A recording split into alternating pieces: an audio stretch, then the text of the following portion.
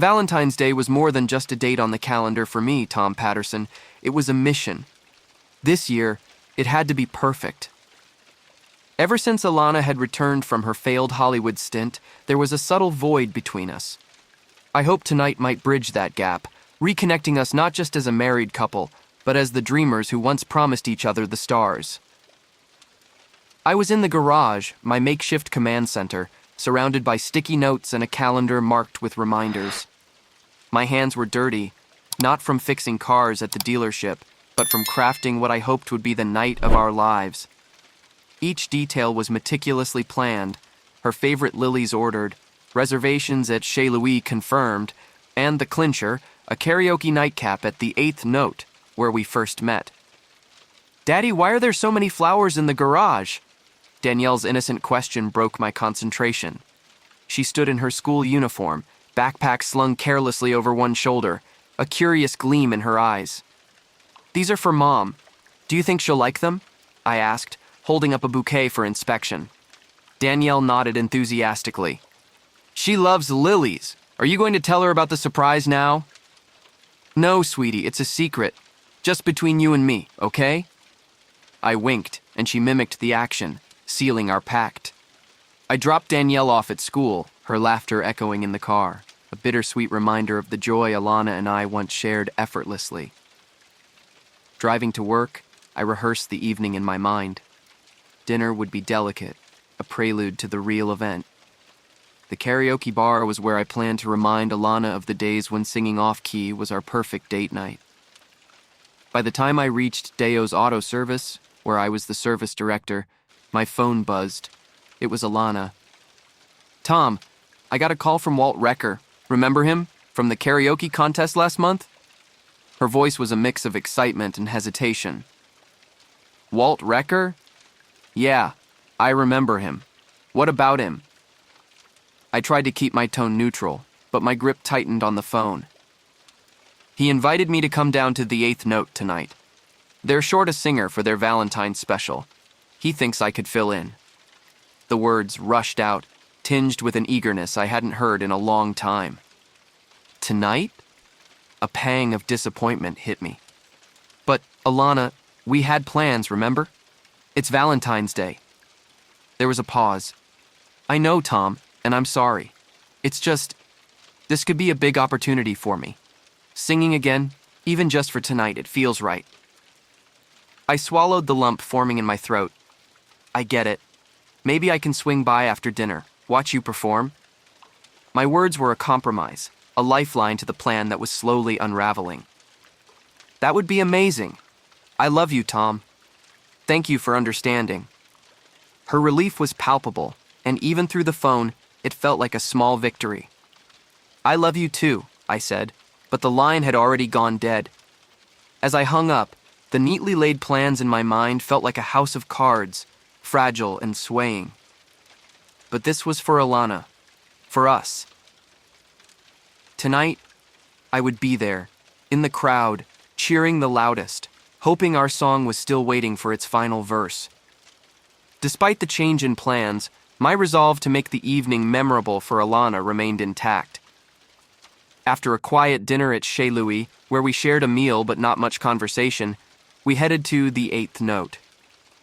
The air was crisp, and the streets were bustling with Valentine's Day revelers.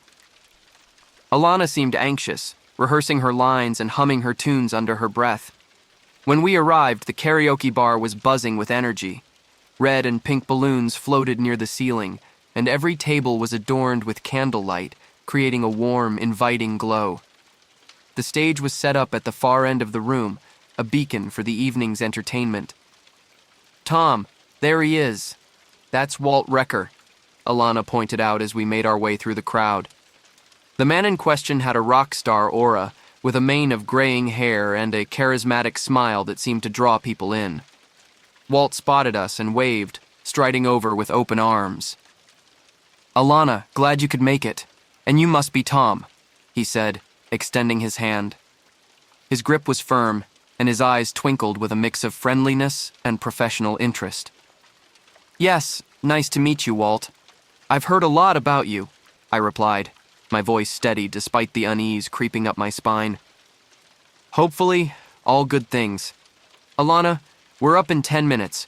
You ready to rock the house? Walt's enthusiasm was infectious, but it didn't quite reach my heart the way it did Alana's. Alana's face lit up, a stark contrast to the subtle shadows of doubt that had lingered during dinner. Absolutely. Let's do this. Tom, you'll be okay here? I'll find you as soon as we're done. I nodded, squeezing her hand. Go on, knock 'em dead. I'll be right here cheering for you.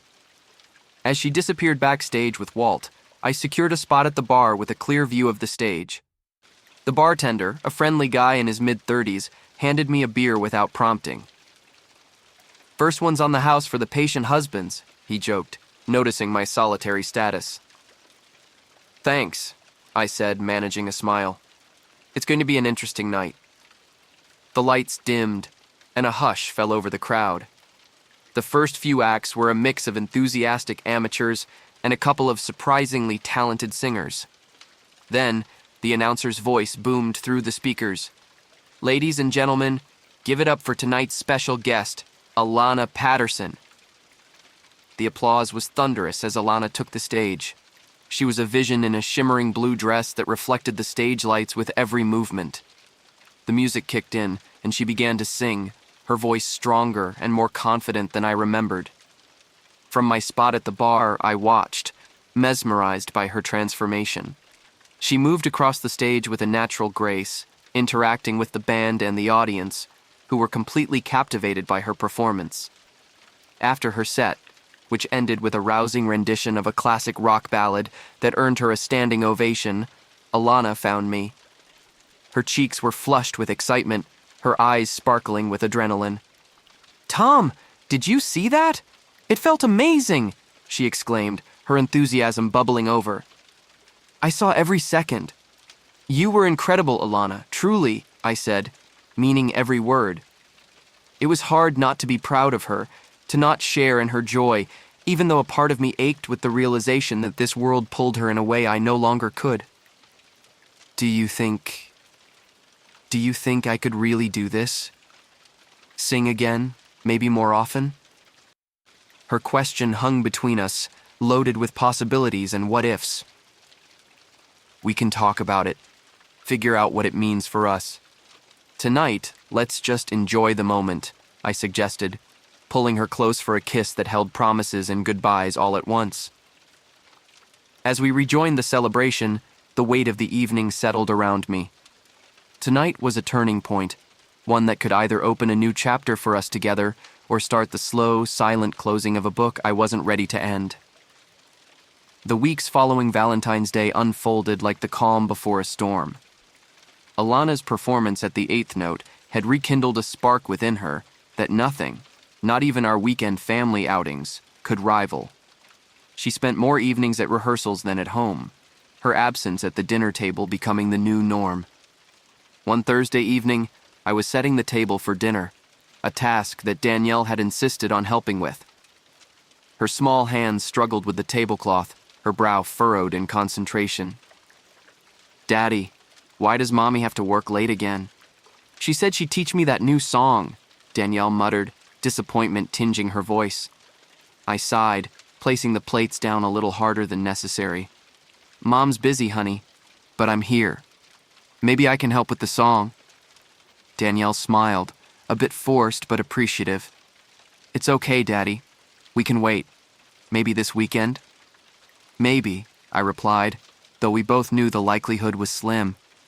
As the days turned into weeks, the strain began to show.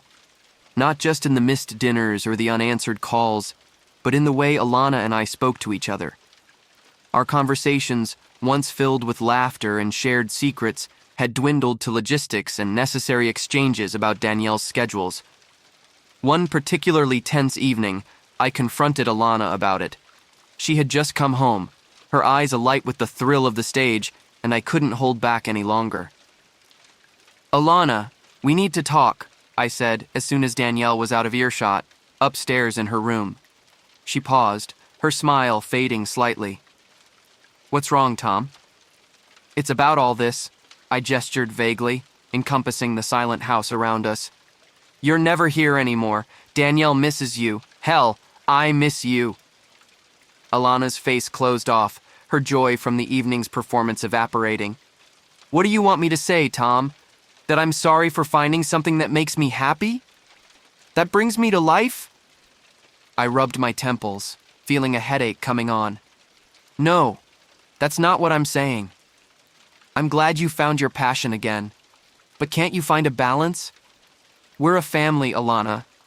We need you too." She crossed her arms, leaning back against the kitchen counter. "I am balancing, Tom. I still do everything I'm supposed to do here, don't I? I look after Danielle. I contribute to this house. But it's not just about doing duties, Alana. It's about being present, emotionally present. Danielle feels it, and so do I. You're here, but you're not really here." Alana's eyes darkened, a sign I'd struck a nerve. "So what? You want me to give it all up? Just be a wife and a mother and nothing else?" "No, I just want us to be a priority too. Maybe cut back a few nights, be home for dinner for our daughter," I said, my voice softening. She sighed, the fight draining from her posture. "I'll try, Tom. I really will. It's just hard, you know? When you're up there, on that stage, it's like nothing else matters." "I know," I whispered, understanding her more than she realized.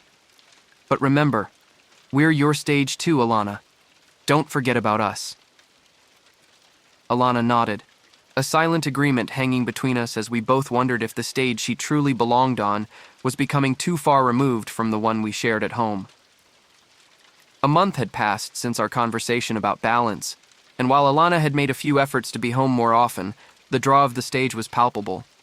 Her phone buzzed constantly with messages from Walt and the band, and she often retreated into her office to take calls I wasn't privy to.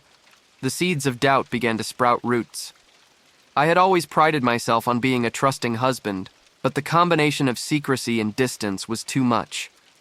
I found myself considering options I never thought I would, like hiring a private investigator. One morning, after dropping Danielle at school, I pulled over near a coffee shop where I was supposed to meet Paul Larson, a recommended private investigator. The bell jingled as I entered, and a man in his late 40s, with a keen eye and a nondescript appearance, waved me over. "Tom Patterson?" he inquired as I approached. "Yes, that's me. You must be Paul. Thanks for meeting me on such short notice." I extended my hand, and he shook it firmly. "Of course," Paul said, gesturing for me to sit. "Let's get straight to it. What can I help you with?" I took a deep breath, my voice a mix of resignation and resolve.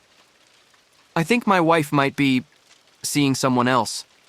She's involved in this band, and things have been off between us. I just need to know if there's anything more to it." Paul nodded, scribbling notes.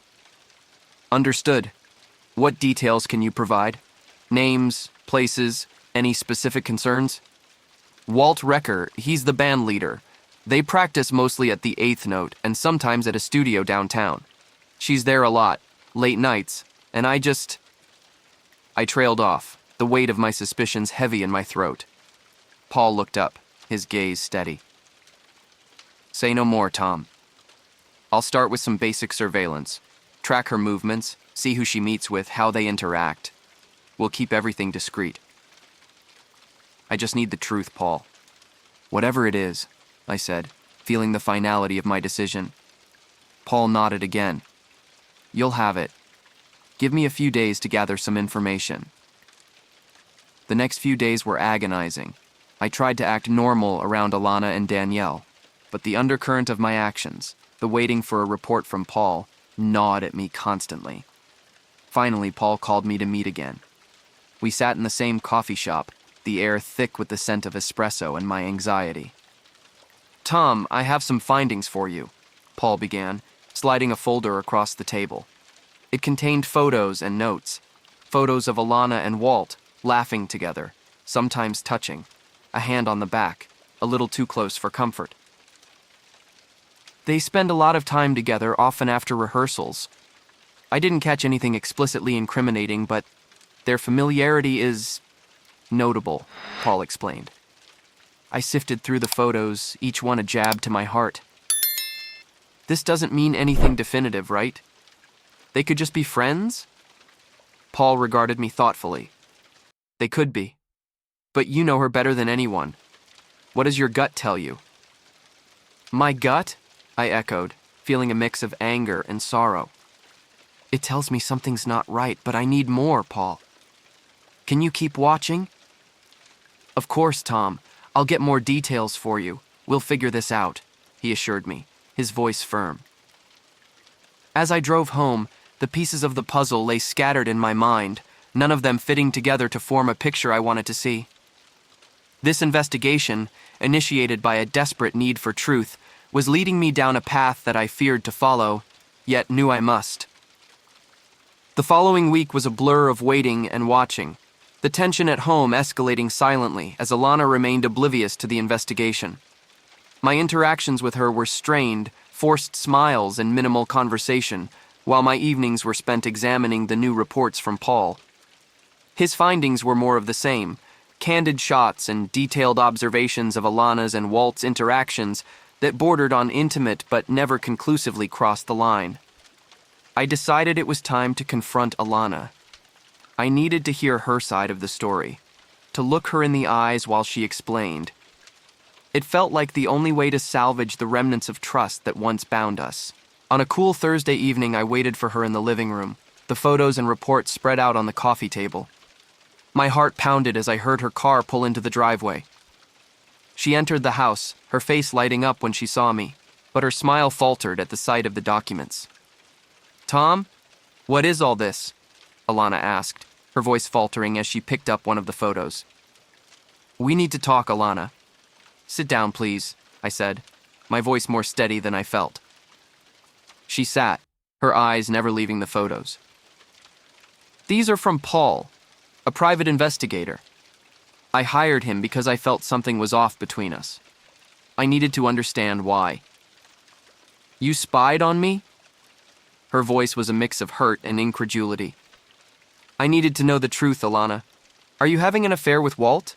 I asked directly, needing to cut through the ambiguity. Alana's face flushed with anger and confusion. An affair? No, Tom. How could you even think that? Yes, we're close. We've been working together a lot, but it's not what you think. Then explain this to me, I said, gesturing to the photos of them laughing together, her hand on his arm, his hand dangerously low on her back. Explain these because they tell a story, Alana, and it's not one I'm a part of. Alana sighed, her anger subsiding into sadness.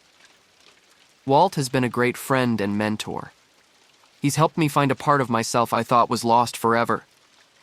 But there's nothing romantic between us. I didn't think I needed to distance myself because I had nothing to hide. I looked at her, trying to gauge her sincerity. And you didn't think this would hurt me? Seeing you give to someone else what you haven't given to me in months? I'm sorry, Tom. I really am. I didn't see it that way.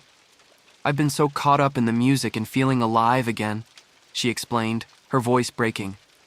I didn't realize I was neglecting us. I took a deep breath, my initial anger giving way to a profound sadness. I don't know if I can just accept this, Alana. Trust is fragile, and ours feels shattered now. Alana reached across the table, her hand trembling as she touched mine. Please, let's try to fix this. I love you, and I love our family. I'll do whatever it takes. I'll cut back on the band. We can go to counseling. Just don't give up on us. Her plea hung in the air, thick with the fear of impending loss. I withdrew my hand slowly, feeling the weight of her words. I need time, Alana. I need to think about all this, I said finally, standing up. We'll talk more tomorrow. As I walked away, the distance between us felt like miles, and the silence in our home never louder. The confrontation had not brought the clarity I had hoped for, but instead a crossroads neither of us were prepared to navigate. The days following our confrontation were thick with unspoken words and uncertainty. The house felt larger, the silence between us a tangible presence at the dinner table, in the hallway, within the very walls that had once echoed with laughter and love. Alana tried to bridge the gap, her attempts at conversation often faltering under the weight of our mutual resentment and hurt. One evening, a week after our confrontation, I sat in the living room, flipping through a magazine without really reading it, when Alana walked in. She hesitated at the doorway, as if unsure of her welcome. "Tom, can we talk?" Her voice was low, almost hesitant. I put down the magazine and nodded, steeling myself for another difficult conversation. "Sure. What's on your mind?" She took a deep breath, crossing the room to sit opposite me. "I've been thinking a lot about what you said, about trust and us, and I realized you're right. I've been selfish, caught up in my own world." I listened, watching her closely. It was the first time since our confrontation she'd admitted any fault. "It's more than just being caught up, Alana. It felt like you were choosing that world over us, over our family." Alana's eyes met mine, filled with a mix of sorrow and resolve. "I know, and I'm sorry. I've spoken to Walt. I told him I need to step back from the band, focus on our family." "That's a big step," I said, surprised yet skeptical of how easily she could walk away from something that had reignited such passion in her. "It is. But you and Danielle are more important. I've also looked into counseling.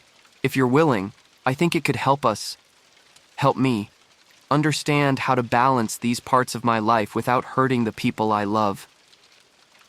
I mulled over her words. The part of me that still loved her wanted to leap at the chance to mend things, yet the broken trust held me back. "I appreciate that, Alana. I do. I'm not sure if it's enough. Not yet." Alana nodded, her expression somber. "I understand. I hope you'll think about it. Whatever you need, however much time, I'll give it to you. I don't want to lose us." The conversation dwindled, leaving us both lost in our thoughts. In the days that followed, Alana's efforts were palpable. She was home more, actively engaging with Danielle, who had been caught in the emotional crossfire, her confusion over the tension palpable. One Saturday morning, as I was making breakfast, Danielle came into the kitchen, her expression troubled. "Daddy, is Mommy going to leave us?" Her voice was small, vulnerable. I turned from the stove, kneeling to be at eye level with her. "No, sweetheart. Mommy's not going anywhere. We're just trying to fix some grown-up problems. We both love you very much. Can't you just say sorry and hug?" "That's what you tell me to do," Danielle suggested earnestly, her simplicity a stark contrast to the complexity of adult relationships. I smiled, hugging her tight. "I wish it were that simple, honey. We're working on it, okay?" "Okay, Daddy." Danielle hugged me back before running off to play. That conversation with my daughter was a turning point for me. It made me realize the impact our struggles were having on her, and it drove home the need for Alana and I to find a resolution, whether it was together or apart. In the ensuing weeks, we started counseling. It was uncomfortable, often painful, but necessary. We unpacked years of neglected communication and unspoken expectations. Whether it would rebuild what we had, I couldn't yet say, but it was a start, a step toward understanding and, hopefully, healing. The counseling sessions slowly chipped away at the wall that had built up between Alana and me. Each session was a journey through the past, revisiting moments both joyous and painful. It was like assembling a jigsaw puzzle without knowing what the final picture was supposed to look like, but every piece we placed brought a little more clarity. One rainy afternoon, after a particularly intense session, Alana and I found ourselves sitting in a small cafe near the therapist's office.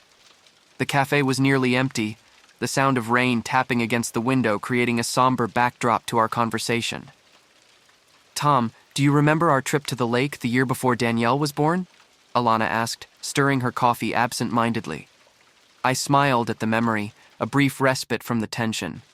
"Of course, how could I forget? You tried to teach me to fish, and I ended up falling in the water."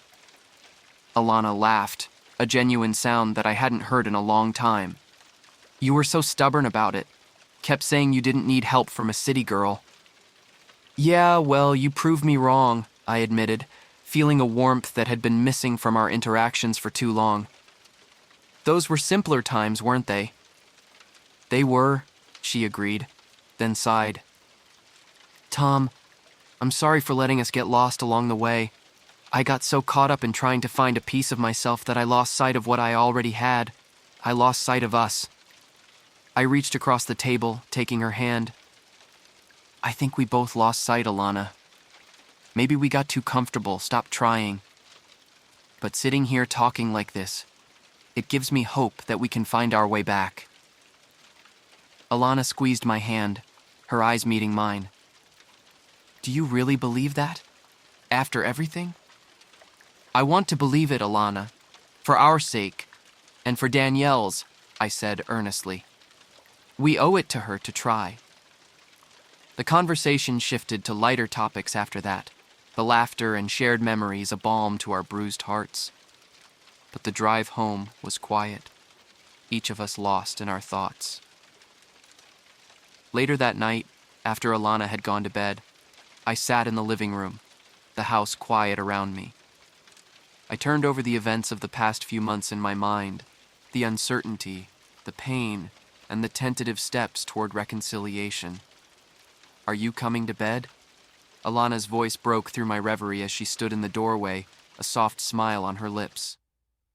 In a bit, I replied, motioning to the mess of papers and books around me. Just some things I want to sort out first. Alana walked over, sitting beside me on the couch. You're thinking about us, aren't you? About whether this can really work. I nodded, unable to lie to her. It's a lot to think about. But talking today, laughing together, it reminded me of all the reasons I fell in love with you. Alana rested her head on my shoulder. Let's keep fighting for that then. For us. We might stumble, but I think it's worth it, don't you? I wrapped my arm around her, pulling her close. Yeah, it's worth it. It's definitely worth it. As we sat together, the sound of the rain outside seemed less like a somber dirge and more like a cleansing, washing away the remnants of past hurts, whispering of new beginnings and second chances. Months had passed since Alana and I began counseling, and with each session, the threads of our relationship, once frayed and weak, grew stronger and more resilient. It wasn't a smooth journey by any means, filled with bumps and setbacks, but every challenge seemed to bring us closer, binding us together with a new understanding and respect for one another. One sunny Saturday morning, as spring breathed life into the world outside, Alana, Danielle, and I found ourselves in the backyard planting a garden, a project initiated by Danielle, who declared that growing something together would symbolize our family's fresh start. Daddy, you need to make sure the rows are straight or the carrots won't grow right, Danielle instructed, her tone serious but her eyes twinkling with mischief. I laughed, looking over at Alana, who was trying to balance a tomato plant in one hand and a garden trowel in the other. Is that so? And where did you learn that? Mommy told me, Danielle replied, glancing at Alana for confirmation. Alana nodded, smiling at me. It's true. My grandma taught me when I was about her age. Gardens need love and care, just like families. I reached over, brushing a bit of dirt from Alana's cheek. Then we're in good hands because no one gives more love and care than you two. As we planted, laughed, and shared stories from our respective days, I felt a sense of peace I hadn't experienced in a long time. It was as if the garden we were planting wasn't just a space for vegetables and flowers to grow, but a sanctuary for us, a place where our troubles could be composted into something beautiful. Later that evening, after Danielle had gone to bed, Alana and I sat on our porch, watching the sunset paint the sky with colors of orange and pink. Today was perfect, Alana said, her head resting on my shoulder. I feel like we're finally getting back to where we were, maybe even somewhere better. I nodded, taking her hand in mine. I was thinking the same thing. I know it hasn't been easy, but I'm proud of us, of how far we've come. Alana turned to face me, her eyes earnest. Tom, do you ever think about renewing our vows? I mean, not now, but maybe when we're ready? To reaffirm everything we've fought to save and build upon? The idea took me by surprise, but the more I thought about it, the more right it seemed. I think that would be beautiful, Alana. A celebration of new beginnings and all the years still to come. She smiled, squeezing my hand. I'd like that. And I'd marry you all over again, in a heartbeat. The night drew in, wrapping the world in a blanket of stars, and we sat there together, making plans for the future. Vacations, dreams, the possibilities of new beginnings. It wasn't just about forgetting the past, but about learning from it, taking those lessons into the future with us. Tom, thank you for not giving up on me. On us, Alana murmured as we stood to go inside. I couldn't, I replied simply. I love you too much. As we stepped back into our home, a feeling of completeness settled over me. The journey hadn't been easy, and I knew life would throw more challenges our way, but as long as we faced them together, I had no doubt we would endure. Our love, tested by fire, had emerged stronger, and every new day was a promise of another chance to grow, to love, and to live fully together. Thank you for joining us on this emotional journey. If today's story resonated with you, or if you've experienced similar challenges in your relationships, remember you're not alone. We hope this video offers some insight or comfort as you navigate your own path forward. Don't forget to like, subscribe, and share your thoughts in the comments below. We value your perspectives and would love to hear your stories too. Join us next time for another profound exploration of the heart's resilience. Until then, take care and keep seeking your truth.